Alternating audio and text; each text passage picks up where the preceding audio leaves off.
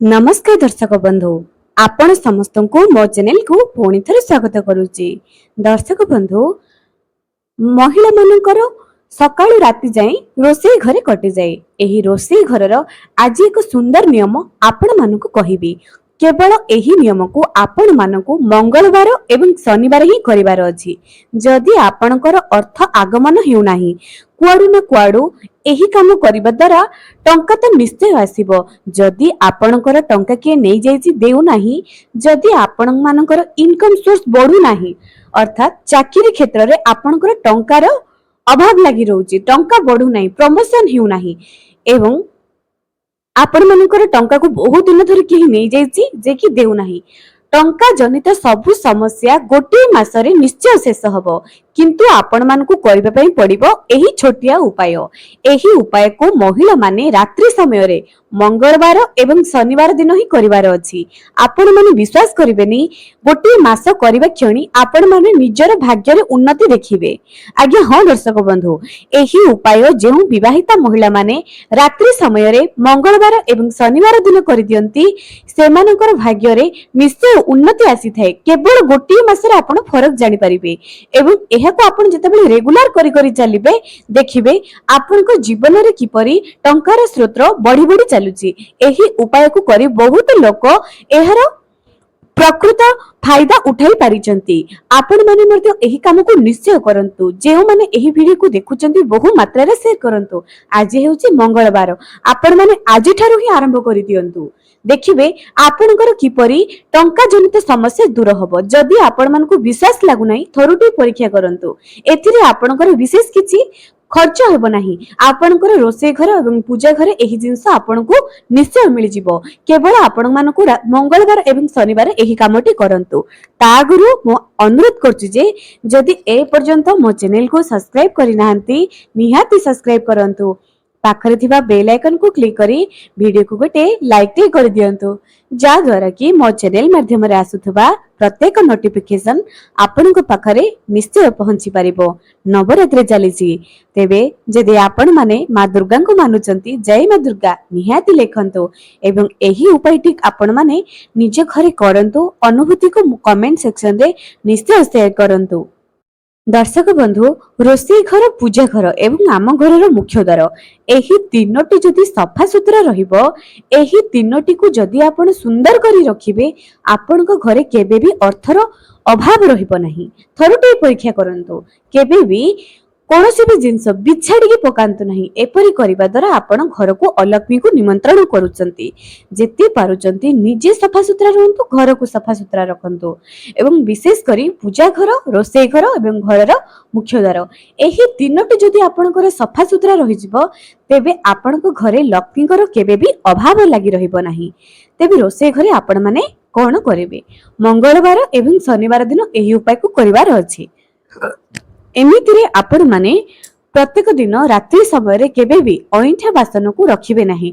जदि आपण अइठा बासन को रात्रि समय रे निज रोषेई घरे रखिबे, एही उपाय को करिवे तेबे केबे भी आपण माने सक्सेस पाई पारिबे नाही। अर्थात जेउ टंका पे आपण माने करूचंती ताहा पाई परिबे नाही। आपण मानकु एही उपाय को करबा पई पड़िबो। प्रथमे सईबा पूर्वरु निज रोषेई घर को सजाड़ी की रखंतु।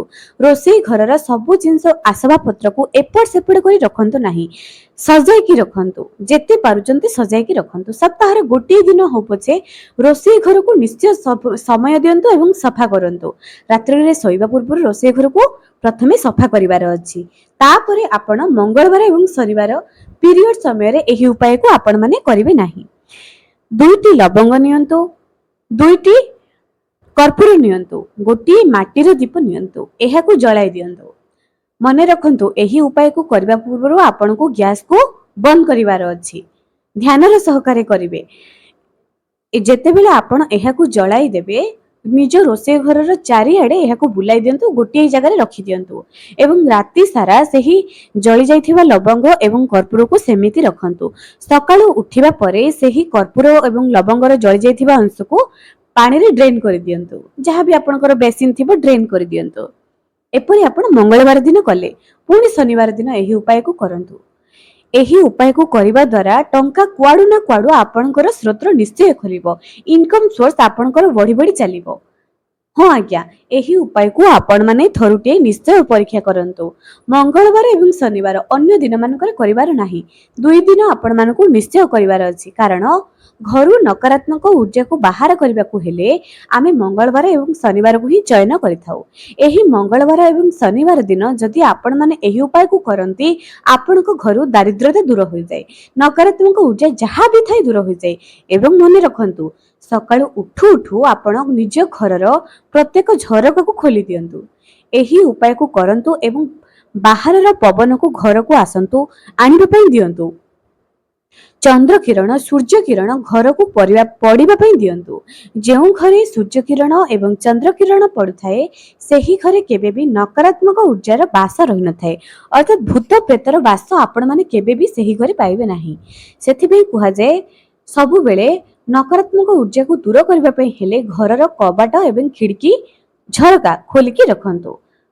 ଦର୍ଶକ ବନ୍ଧୁ, ଯେତେବେଳେ ମଙ୍ଗଳବାର ଏବଂ ଶନିବାର ଦିନ ଆପଣ ଏହି ଉପାୟକୁ କରିବେ, ଆଉ ଗୋଟିଏ କଥା ଧ୍ୟାନ ରଖନ୍ତୁ। ରୋଷେଇ ଘରର ଚଟାଣକୁ ଏମିତିରେ ରାତିରେ ରୋଷେଇ ଘରକୁ ସଫା କରିବା କିମ୍ବା ଘରକୁ ଝାଡୁ କରିବା ପାଇଁ ମନା କରାଯାଇଛି। ରୋଷେଇ ଘରେ କେବେ ବି ଝାଡୁ ରଖିବେ ନାହିଁ। ଏହା ଆପଣଙ୍କୁ ଧନହାନିର ସଂକେତ ବତାଇଥାଏ। ଭାଗ୍ୟ ଖରାପ ହେବାର ମଧ୍ୟ ଏହା ଏକ ସଂକେତ ଥାଏ। ତେଣୁ କେବେ ବି ରୋଷେଇ ଘରେ ଏହି ସବୁ ଜିନିଷକୁ ରଖିବେ ନାହିଁ। ଝାଡୁ ରଖିବେ ନାହିଁ, ଅଇଁଠା ବାସନ ରଖିବେ ନାହିଁ। ରୋଷେଇ ଘର କବାଟ ଉପରେ କେବେ ବି କୌଣସି ପ୍ରକାରର ବସ୍ତ୍ର କପଡା ରଖିବେ ନାହିଁ। ଏହା କରିବା ଦ୍ୱାରା ମା ଅନ୍ନପୂର୍ଣ୍ଣା ରାଗି ଯାଇଥାନ୍ତି। ମା ଅନ୍ନପୂର୍ଣ୍ଣାଙ୍କୁ ଆପଣମାନେ ରୋଷ କରିଦେଇଥାନ୍ତି। ମା ଅନ୍ନପୂର୍ଣ୍ଣା ଯଦି ଖୁସି ନ ହେବେ, କିପରି ଆପଣମାନେ ସେହି ଘରକୁ ଆସିପାରିବେ? ଆଉ ଗୋଟେ କଥା, 11ଟି ତୁଳସୀ ପତ୍ର ଗୁରୁବାର ଦିନ ଅଟା ଡାବାରେ, ଆପଣଙ୍କର ଯେଉଁ ଅଟା ଡାବା ଅଛି, ଗୋଟିଏ ପଲିଥିନରେ ପୁରାଇ କରି ଅଟା ଡାବାରେ ରଖିଦିଅନ୍ତୁ। ପ୍ରତ୍ୟେକ ଗୁରୁବାରକୁ ଗୁରୁବାର ଏହାକୁ ଚେଞ୍ଜ କରନ୍ତୁ। ଦେଖିବେ ଆପଣଙ୍କର ମା ଉପରେ ମା ଲକ୍ଷ୍ମୀଙ୍କର ଆଶୀର୍ବାଦ ନିଶ୍ଚୟ ରହିବ। କୁଆଡୁ ନା କୁଆଡୁ ଆପଣଙ୍କର ଧନର ଆଗମନ ନିଶ୍ଚୟ ବଢିବ। ଯଦି ଆପଣମାନେ ଚାକିରି କ୍ଷେତ୍ରରେ ଉନ୍ନତି ପାଇପାରୁନାହାନ୍ତି, ଯଦି ଆପଣଙ୍କର ଇଚ୍ଛା ଅଛି ଯେ ଆପଣ ଗୋଟିଏ ଭଲ ଚାକିରି କରିବେ, ତାହା ହେଇପାରୁନାହିଁ, ଥରୁଟି ଏହି ଉପାୟକୁ କରିକି ଦେଖନ୍ତୁ। ନିଶ୍ଚୟ ଆପଣଙ୍କ ଜୀବନରେ ଉନ୍ନତି ଆସିବ। ଏବଂ ବର୍ତ୍ତମାନ ନବରାତ୍ରି ଚାଲୁଛି, ଆପଣମାନେ ଏହି ଉପାୟକୁ ତୁରନ୍ତ କରିନିଅନ୍ତୁ। ମୁଁ ତ କରିବି, ଆପଣମାନେ ମଧ୍ୟ ଏହି ଉପାୟକୁ ନିଶ୍ଚୟ କରନ୍ତୁ। ତା ସହିତ ରୋଷେଇ ଘରର କଢ଼ାଇ ତାୱାକୁ କେବେ ବି ଓଲଟାଇକି ରଖିବେ ନାହିଁ। ଏହା କରିବା ଦ୍ୱାରା ସ୍ୱାମୀଙ୍କର ଅମଙ୍ଗଳ ହୋଇଥାଏ, ସ୍ୱାମୀଙ୍କର ଉନ୍ନତିରେ ବାଧା ଆସିଥାଏ। ତେଣୁ ଭୁଲରେ ମଧ୍ୟ ରୋଷେଇ ଘରର କଢ଼ାଇ ଏବଂ ତାୱାକୁ କେବେ ବି ଓଲଟାଇକି ରଖିବେ ନାହିଁ। ଏପରି କରିବା ଦ୍ୱାରା ମା ଲକ୍ଷ୍ମୀ ରୁଷ୍ଟ ହୋଇଥାନ୍ତି।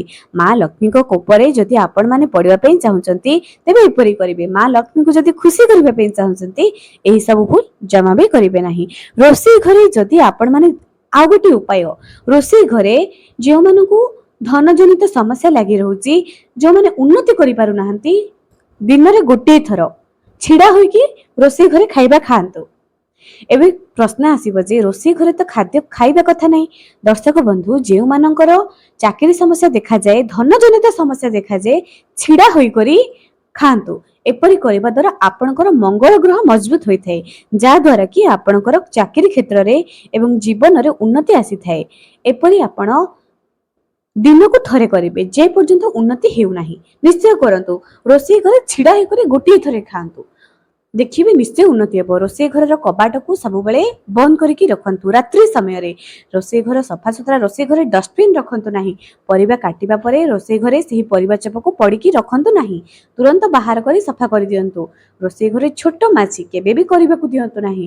ରୋଷେଇ ଘରେ ଯଦି ଆପଣମାନେ ମାଛି ମଶାକୁ ନିମନ୍ତ୍ରଣ ଦେଉଛନ୍ତି, ତେବେ ଜାଣି ରଖନ୍ତୁ ଆପଣ ଦରିଦ୍ରତାକୁ ହିଁ ନିମନ୍ତ୍ରଣ ଦେଉଛନ୍ତି। ରୋଷେଇ ଘରେ ଆପଣମାନେ ବିଭିନ୍ନ ପ୍ରକାରର ମନି ପ୍ଲାଣ୍ଟ ଗଛ ବି ଲଗାଇ ପାରିବେ ଏବଂ କୌଣସି ପ୍ରକାର ବାସ୍ତୁ ଗଛ ବି ଲଗାଇ ପାରିବେ, ଯାହାଦ୍ୱାରା କି ଆପଣଙ୍କର ଜୀବନରେ ବହୁତ ଉନ୍ନତି ହେବ ଏବଂ ଧନଜନିତ ସମସ୍ୟା ମଧ୍ୟ ଦୂର ହେବ। ଆପଣମାନେ ରୋଷେଇ ଘରେ ସୁନ୍ଦର କରିପାରିବେ, କିନ୍ତୁ ରୋଷେଇ ଘରେ ମା ଅନ୍ନପୂର୍ଣ୍ଣାଙ୍କର ଫଟୋ ଲଗାଇବେ ନାହିଁ। ଯଦି ଆପଣ ବିନା ପିଆଜ ରସୁଣରେ ରୋଷେଇ କରୁଛନ୍ତି, ତେବେ ମା ଅନ୍ନପୂର୍ଣ୍ଣାଙ୍କର ଫଟୋ ଆପଣମାନେ ଲଗାଇ ପାରିବେ। ରୋଷେଇ ଘରେ ଯଦି ଆମିଷ ଖାଦ୍ୟ ପ୍ରସ୍ତୁତ କରୁଛନ୍ତି, ମନେ ରଖନ୍ତୁ କେବେ ବି ମା ଅନ୍ନପୂର୍ଣ୍ଣାଙ୍କର ଫଟୋ ଆପଣମାନେ ରଖିବେ ନାହିଁ। ରୋଷେଇ କରିବା ପରେ କେବେ ବି ଆପଣ ପ୍ରଥମ ଥର ନିଜେ ଖାଦ୍ୟ ଗ୍ରହଣ କରନ୍ତୁ ନାହିଁ। ଯଦି ଘରେ କେହି ବି ନାହାନ୍ତି, କିଛି ଖାଦ୍ୟକୁ ଗୋଟିଏ ଚାମଚା ଖାଦ୍ୟକୁ ଗୋଟିଏ କଟୋରୀରେ ଅଲଗା କରି ରଖିଦିଅନ୍ତୁ। ତାପରେ ଆପଣ ଖାଦ୍ୟ ଗ୍ରହଣ କରନ୍ତୁ। ଏପରି କରିବା ଦ୍ୱାରା ମା ଲକ୍ଷ୍ମୀ ଏବଂ ମା ଅନ୍ନପୂର୍ଣ୍ଣାଙ୍କର ଆଶୀର୍ବାଦ ଆପଣଙ୍କ ଉପରେ ସଦା ସର୍ବଦା ବଜାୟ ରହିଥାଏ। ତେବେ ଦର୍ଶକ ବନ୍ଧୁ, ଆଶା କରୁଛି ଆପଣମାନେ ଏହି ଉପାୟଟି ନିଜ ରୋଷେଇ ଘରେ ନିଶ୍ଚୟ କରିବେ। ଆଜି ପାଇଁ ରହିଲି, ପୁଣି ଦେଖା ହେବ ଆଗାମୀ ଏକ ସୁନ୍ଦର ଭିଡ଼ିଓରେ।